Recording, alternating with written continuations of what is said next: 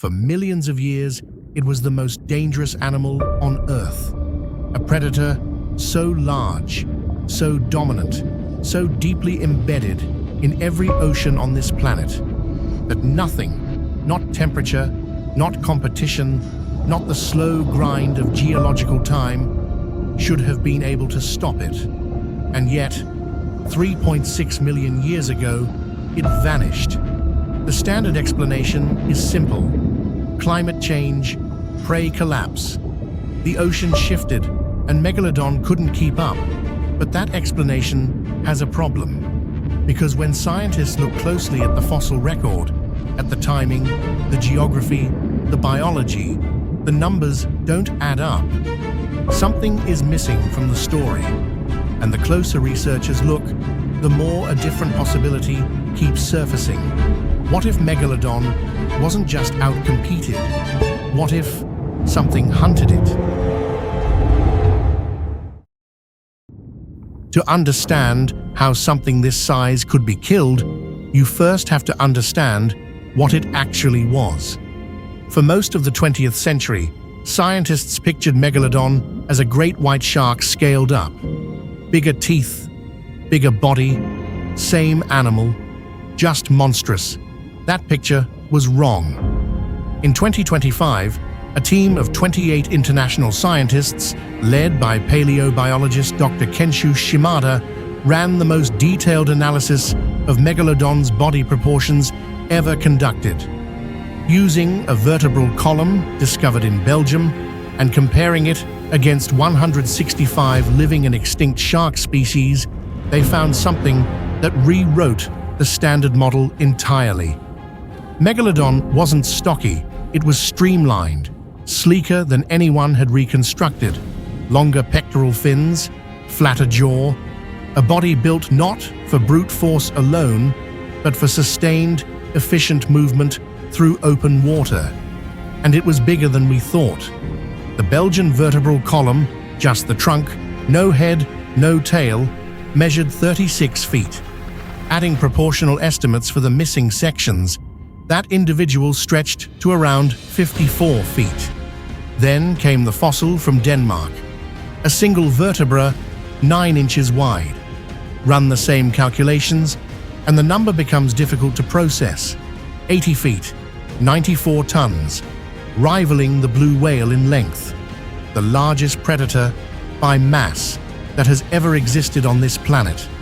An animal that needed 2,500 pounds of food every single day just to survive. For 19 million years, it got exactly that.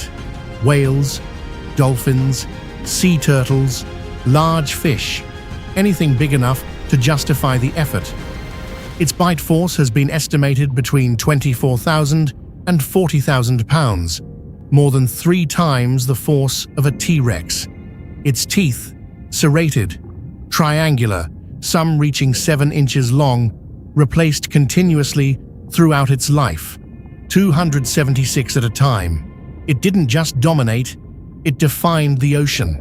So what ends something like that? The official answer begins with the Pliocene, roughly 5 million years ago. Ocean temperatures began dropping, sea levels shifted, coastal habitats, the warm, shallow nursery waters where Megalodon raised its young, began to shrink and change.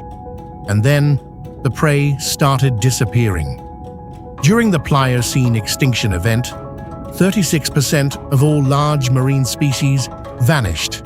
Among them, 55% of large marine mammals.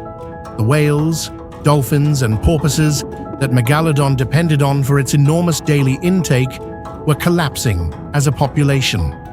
An animal that needs 2,500 pounds of food per day cannot absorb that kind of loss. That is the standard model.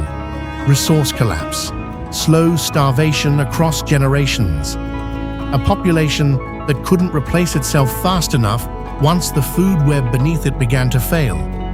And for a long time, that was enough, but it leaves something unexplained. Because Megalodon had survived worse. Across 19 million years, it had weathered multiple climate shifts, multiple extinction events, multiple episodes of ocean cooling and prey migration. It had done this while ranging across every ocean on Earth, from tropical shallows to cooler latitudes, demonstrating a biological flexibility that most apex predators never achieve. An animal with that kind of range, that kind of adaptability, doesn't simply starve quietly. Something else was happening. In 2022, a study published in Nature Communications examined the timing of Megalodon's decline with a precision earlier research hadn't attempted. The findings were specific. Megalodon's disappearance from the fossil record doesn't correlate cleanly with prey collapse. In multiple regions, Megalodon was gone before the prey populations it depended on had fully declined, which means the prey wasn't simply gone. Something else was removing Megalodon first, and that something had a name: the great white shark. The relationship between Megalodon and the great white is not what most people assume. They are not closely related. A 2019 reclassification placed Megalodon in its own extinct family.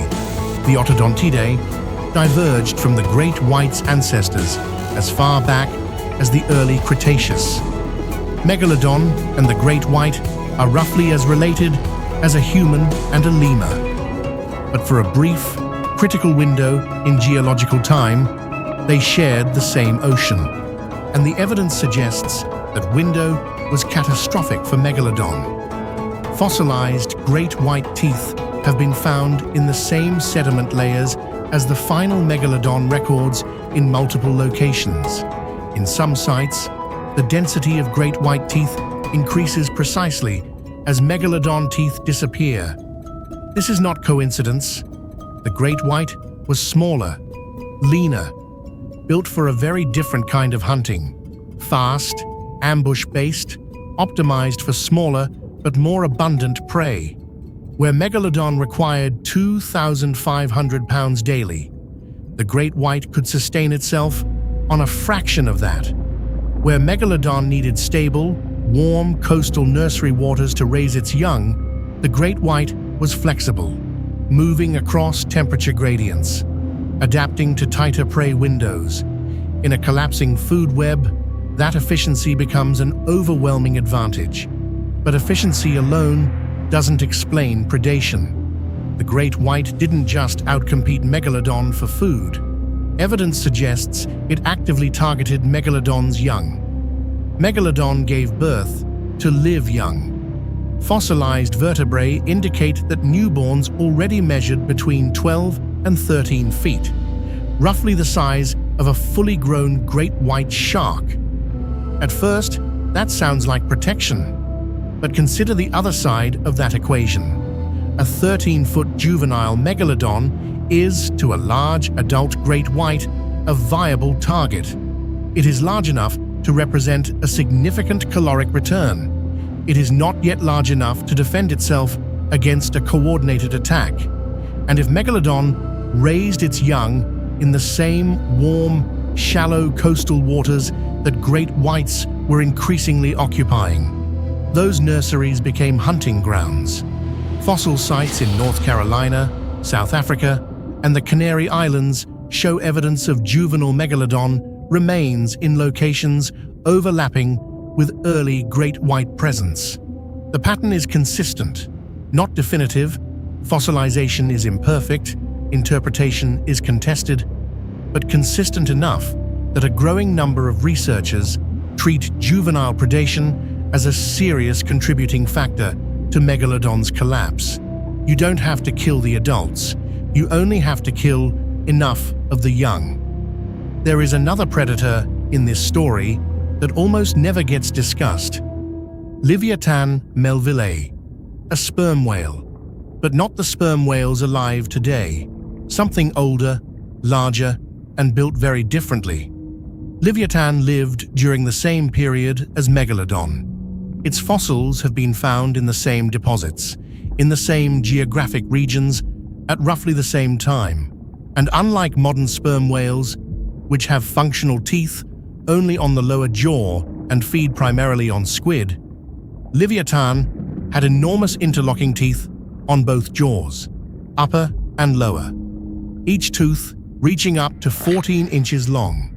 It was, by every measure, a macro-predatory whale, built to hunt large prey in open water, the same prey Megalodon depended on, and possibly, in certain conditions, against certain individuals, Megalodon itself.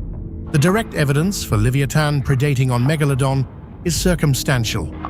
No fossil shows the smoking gun, no Megalodon bone with Livyatan bite marks, no Livyatan stomach contents.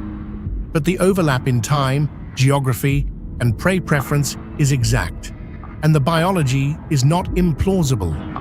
A large adult Livyatan, cooperative in behavior as many cetaceans are, attacking a juvenile or subadult Megalodon, that is not science fiction. That is within the documented behavioral range of macro-predatory whales. So here is what the evidence, taken together, actually suggests. Megalodon did not die from one thing. It died from everything converging at once, at the worst possible moment, in a way that an animal of its size and biological requirements could not survive. The ocean cooled, the prey base shrank, the coastal nurseries shifted, and into that window of instability stepped two competitors that were, in their different ways, better adapted to the world that was emerging. The great white took the shallow coastal zones, efficient, flexible, reproducing faster, targeting the young. Livyatan contested the open ocean prey, a direct competitor for the large marine mammals Megalodon needed to sustain its mass. And Megalodon, too large to pivot, too dependent on caloric volume, too tied to specific environmental conditions, found itself compressed from every direction simultaneously.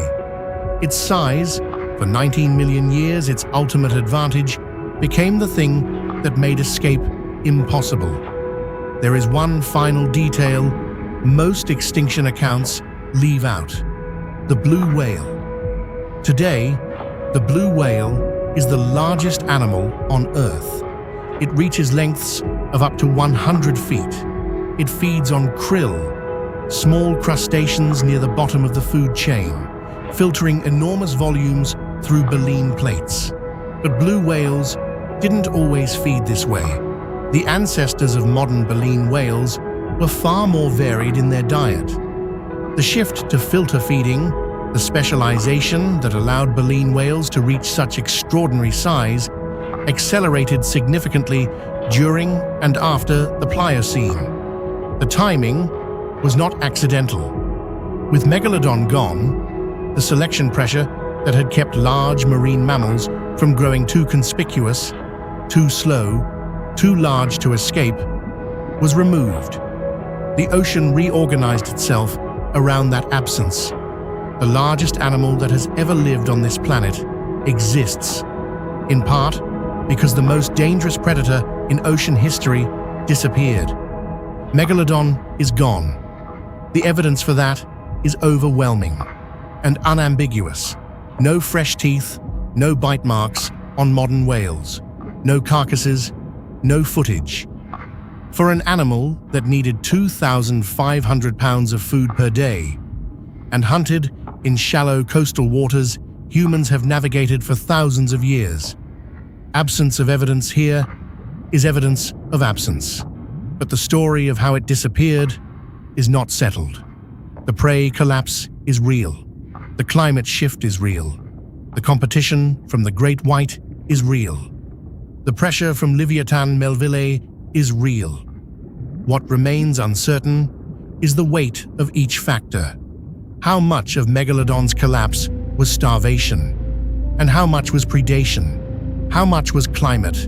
And how much was competition? How much died in the open ocean? And how much died in the nurseries? The fossil record cannot fully answer those questions. Not yet, because the ocean swallowed most of the evidence, along with the animal. and what ended the most dominant predator in the history of life on Earth may never be fully reconstructed from the fragments it left behind. The teeth are everywhere, but the story is still missing pieces.